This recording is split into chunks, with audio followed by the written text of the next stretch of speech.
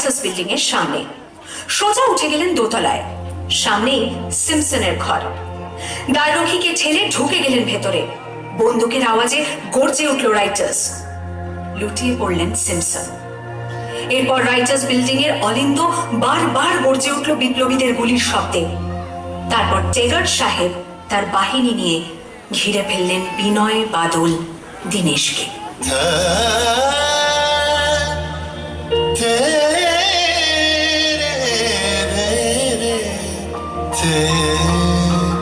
দুর্গম গিরিকান্তার মরুদুস্তর পারাবার হয়ে লঙ্ঘিতে হবে রাত্রি নিশীতে যাত্রীরা হুঁশিয়ার।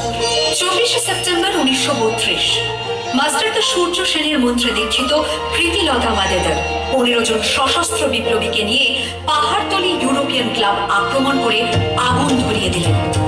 ভারতীয় ইতিহাসের স্বাভিমানী মহারানীদের মতো নিজের আত্মমর্যাদা অক্ষুণ্ণ রাখতে সেদিন প্রীতিলতা ওয়াদেদার পটাশিয়াম সায়ানাইড খেয়েছিলেন ব্রিটিশ পুলিশদের সামনে।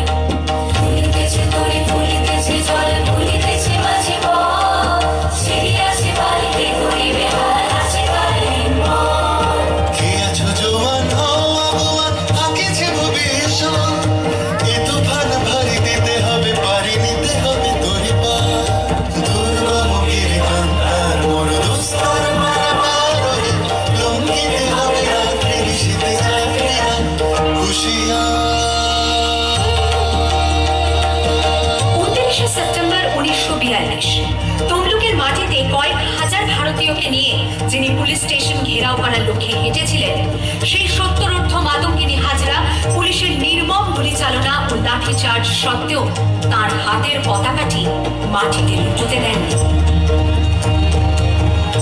আর ঠিক তার পরের বছর 1943-এর 30শে ডিসেম্বর জাপান সরকারের অধীনে থাকা আন্দামান দ্বীপ সেদিন হস্তান্তর করা হলো ইন্ডিয়ান ন্যাশনাল আর্মিকে। পোর্ট ব্লেয়ারের মাঠে তিরঙ্গা পতাকা তুললেন সুভাষচন্দ্র। এটাই স্বাধীন ভারতের মাটিতে প্রথম তেরঙ্গা ঝান্ডা। আইএনএর commander in chief Subhas Chandra Bose হলেন ভারত, যাকে স্বীকৃতি দিয়েছিল 18টি দেশ।